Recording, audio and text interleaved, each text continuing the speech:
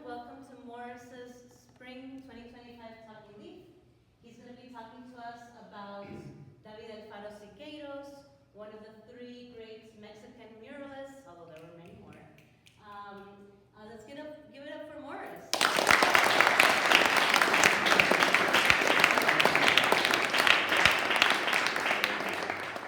Thank you guys. My name is Morris, and this is my 2025 Talking Leaf, David Alfaro Siqueiros and his political art. This topic became of interest to me after learning a little bit about Siqueiros and Vivi's muralism class, and I decided to dive in a little bit more. All right, my driving question. How did David Alfaro Siqueiros use murals to challenge political and social injustice? And how can we observe these themes through works like Street Leading and America Tropical, especially in the context of whitewashing and censorship? So, when I first started learning about David Alfaro Siqueiros, I wanted to know how specifically he used his murals to challenge political and social injustice, and how we could specifically observe this through two murals that I will go over in this presentation. This leads me to my thesis. David Alfaro Siqueiros used his murals as powerful tools for political resistance, blending revolutionary themes with innovative artistic techniques to critique social injustices as well as imperialism in Latin America. His works, although censored, have left a lasting impact on political art. A little bit of background on Siqueiros. He was born in Chihuahua, Mexico in 1896. Shortly after he was born, he lost his mother and was raised by his grandparents in a middle-class environment.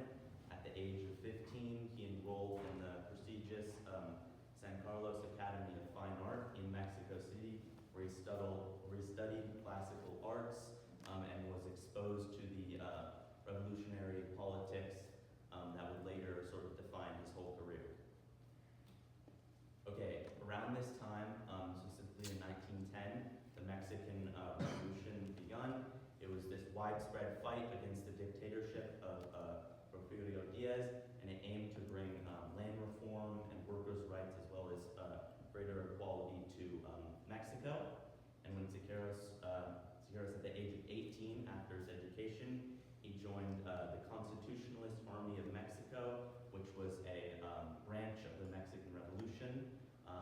They aimed to back the 1917 constitutions, and they were led by the leader, former president of Mexico, Carranza, and they fought alongside the rural and poor populations. And this really exposed Siqueiros to the deep social injustices that his country faced, and that sort of shaped his lifelong commitment to political art and sort of opened his eyes to what was going on in his country.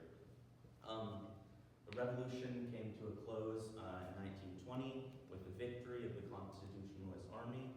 Now, even though that they won, the country still faced many issues that were unresolved. After this, Siqueiros traveled around Europe, where he met other influential artists, and then he eventually returned to Mexico, but due to his controversial politics, he was exiled to California. Now, I'd like to talk a little bit about Siqueiros' specific politics and why they were so controversial. Like you will find out in this presentation, his political views are deeply intertwined with his art, and he was known as a committed Marxist who believed that art should serve as a tool for revolutionary and social change. He firmly believed in the potential and power of public art, particularly in its ability to speak for ideas of social change among the public. He reportedly dismissed easel painting, viewing it as too elitist, and arguing that art should not simply cater to personal enjoyment, but should serve a greater purpose for a larger community. Communist Party ideas were often expressed through his art in certain characters, like these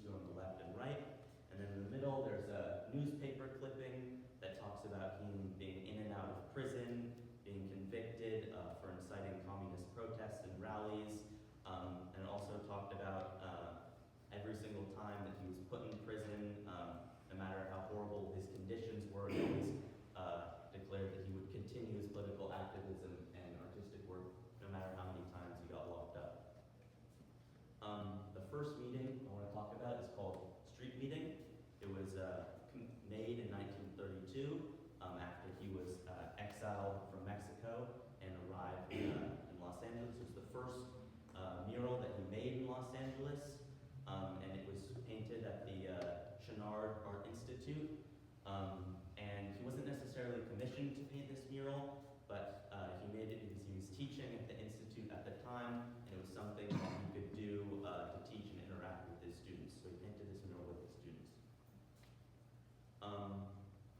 Just take a second to sort of look at the mural. So yeah, in this mural, you can observe a diverse crowd of workers gathered to hear a man speak about unionizing. The man appears to be in a red shirt, likely symbolizing socialism. And in the original version of the mural, undocumented version, it was said that the crate the man stood on was labeled Union. The mural also depicted a biracial couple, an African-American man and a white woman, which at the time was illegal in many states. And the revolutionary themes I think he explores in the mural are workers' solidarity and class struggle, and the importance of organizing to fight for workers' rights, as well as public protest and free assembly. He also displays racial equality and unity.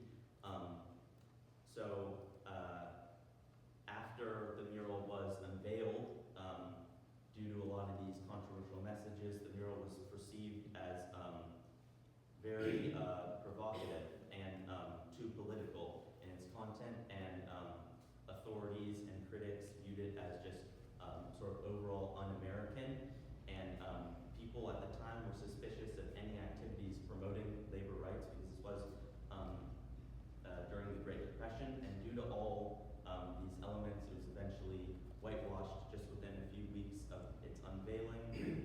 The whitewashing was carried out by the building's owner, in part with local authorities and city officials. So yeah, that's the reason why there's only black and white prints and sort of mock-ups of the mural. There's no original image. So yeah. The second mural I'd like to talk about, a more famous mural, is called America Tropical. It's a fresco-style mural painted by Siqueiros in 1932. Like I said, it's his most famous mural he made in LA. It was painted on a second-story exterior wall of the Italian Hall building on historic Olvera Street in Los Angeles. It was commissioned by the building's owner, in part with a public beautification project of the Cultural Affairs Committee of Los Angeles. And originally, with the commission, Siqueiros promised a romantic jungle scene that would be in line with the decorative and celebratory tone that the city sort of expected. This is the location of the mural, if you're not familiar with this area. Okay, so I'll let you guys sort of look at the mural. There's quite a bit to take in.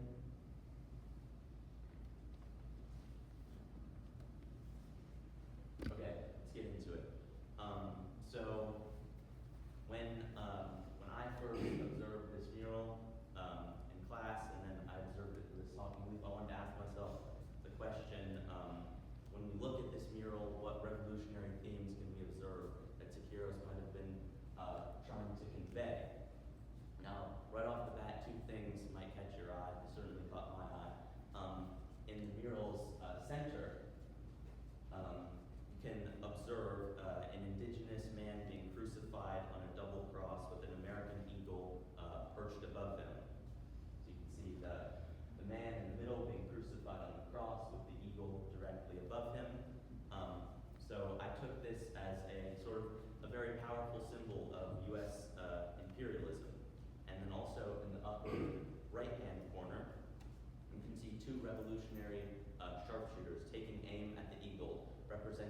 resistance to this imperialism, the resistance to the foreign domination.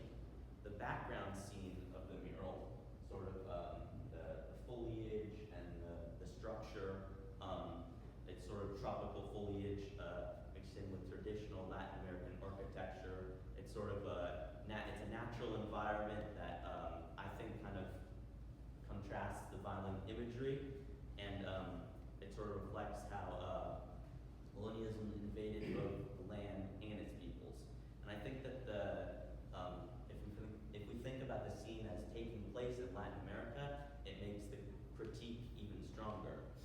And as far as the physical location of the mural goes, where it was actually painted in Los Angeles, I think this was the perfect area to convey Siqueiros' message, because as many of you may know, Rivera Street is a major site of Mexican American culture. And by placing such a radical message in a public cultural place, he forced the public to confront uncomfortable truths about imperialism and identity in the U.S.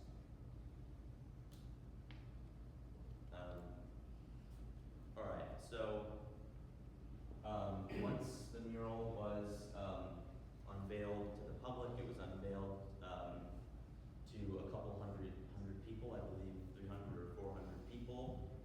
There was a lot of outrage in what Siqueiros had delivered, because it wasn't in line with what he promised for the beautification project. He essentially totally rebelled and gave them something a lot different. By many, it was interpreted as pro-revolutionary, radical, as well as communist, and like I said in the first miracle, anti-American, unpatriotic. The depiction of the indigenous man being crucified was seen by many as a direct critique of U.S. involvement in Latin America, which was a controversial subject at the time. The U.S. government and the Los Angeles officials were not willing to reflect on their imperialist actions and reacted very swiftly, deemed the mural too radical, and eventually just whitewashed it. They did this without Siqueiros or any of his team's permission, and I think the act of censorship demonstrated sort of just how threatening his political art was to these dominant national narratives, and how the U.S. attempted to silence any critiques of its role in Latin America at the time. Siqueiros also had a great deal of influence on specific artists and specific artistic movements. I think a specific example of Siqueiros' influence was on the Chicano mural movement. This can be seen through Judy Baca's mural, The Great Wall of Los Angeles. This mural, made in 1978, is one of the longest murals in the world, stretching over half a mile. The mural sort of, I guess to sum it up, the mural visually narrates some often overlooked histories of California, focusing on indigenous peoples, African Americans, Latinx communities, Asian Americans, LGBTQ individuals, and as well as labor activists. And sort of similar to Siqueiros, Judy Baca used the mural as a democratic canvas. She said, quote, "We followed in the footsteps of Mexican muralists who believed the wall could tell the history of people who had no voice." She adopted Siqueiros' belief that art should be made by the people and for the people, and used as a tool for empowerment and education.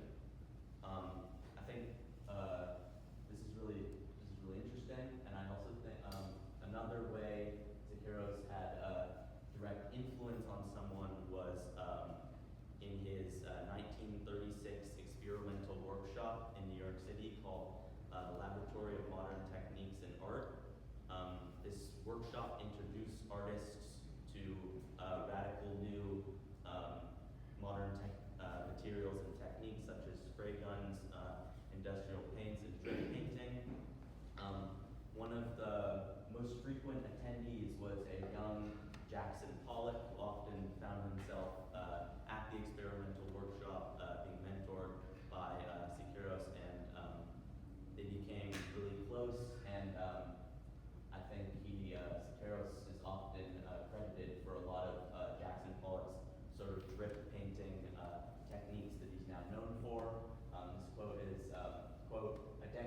after Siqueiros' experiments, Pollock made his famous dripping and pouring technique. He splattered industrial paint and other kinds of objects over surfaces placed on the floor. These explorations originated at the New York workshop, dynamism, automation, and controlled accents. So yeah, I think, or at least I hope, that by exploring Siqueiros' work, we can learn how he used murals as tools for political resistance, combining revolutionary themes with innovative techniques to expose injustices and imperialism in Latin America. I think that his work Street Meeting in America Tropical portrayed the struggles of workers, immigrants, and indigenous peoples through bold, extremely confrontational imagery. And despite the whitewashing and censorship, his work still sparked awareness of these deep social and political issues. And I'd like to end with this quote from Siqueiros himself. Quote, "The artist must paint as he would speak. I don't want people to speculate what I mean. I want them to understand." These are my works cited. Thank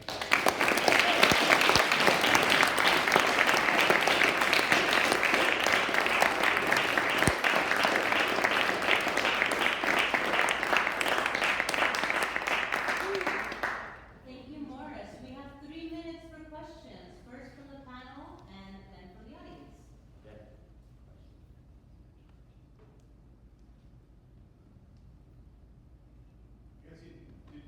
Have you addressed or did you think about what your commitment is to art and whether art should have political meaning for yourself as an artist? Yeah. Or do you agree or disagree with that? I don't agree or disagree. I think art, if it need be, totally should have political meaning. Like Siqueiros, he really had he saw a struggle specifically in Mexico, and he felt a calling towards this struggle, and he wanted people to sort of understand this struggle, and through his art, he was able to sort of light up the struggle and sort of educate people as, yeah.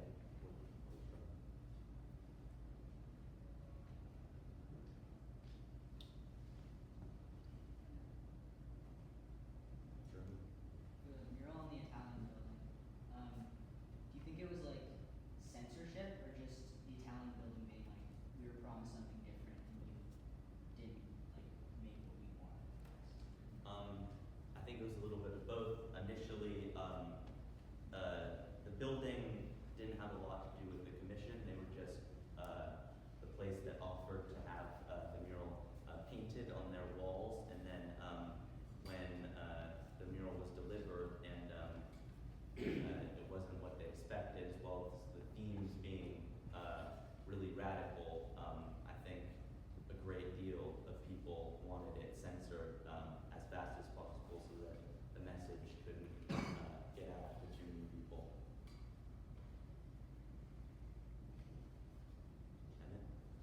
In response to censorship, how do you think that artists should go about creating works, as his works were very revolutionary and powerful? Do you think that his works, as they were very quickly censored, do you think that there is any way that he could get his work out more by maybe prints or any other mediums? Or do you think that the act of censorship and the act of creating art that will be censored or is censored is a more powerful method than expanding out and trying to get more audience? Because as a mural, you want people to see it and it's being censored. Do you think that there should be reaction to censorship? Yeah, I think this happened in a